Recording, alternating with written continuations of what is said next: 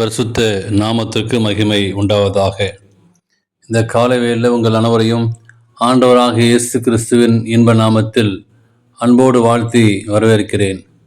விண்துளிகள் வாயிலாக இந்த நாளில் சந்திப்பதில் மிகுந்த மகிழ்ச்சி அடைகிறேன். பிரசங்கி 6:7 வாசிக்கிறோம். மனுஷன் படும் பிரயாசம் எல்லாம் அவன் வாய்க்குத்தானே. இந்த நாளின் செய்தியானது காற்றோடு போராடுதல். காற்றானது தனக்கு இஷ்டமான இடத்தில் வீசுகிறது. அதன் சத்தத்தை கேட்கிறாய், ஆயினும் அது இந்த இடத்திலிருந்து வருகிறது என்று இந்த இடத்திற்கு போகிறது என்றும் உங்களுக்கு தெரியாது என்றார் இயேசு. யோவான் 3:8 வாசிக்கிறோம். அப்படிப்பட்ட காற்றோடு நாம் எப்படி போராடுவது? அது எளிதல்ல.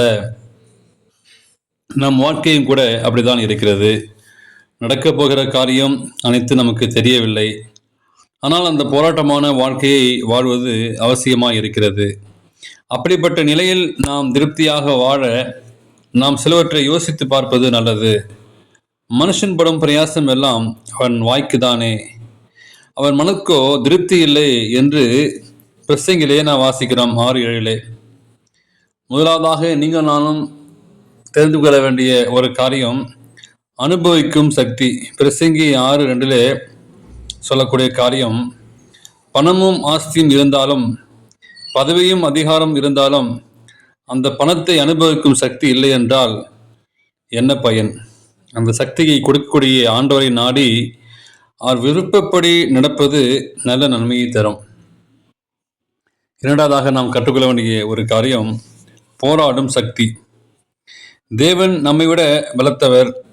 நம் வாழ்க்கையில் காரியங்கள் அனைத்தும் அவருக்கு தெரியும். அவரோடு போராட நம்மால் முடியாது.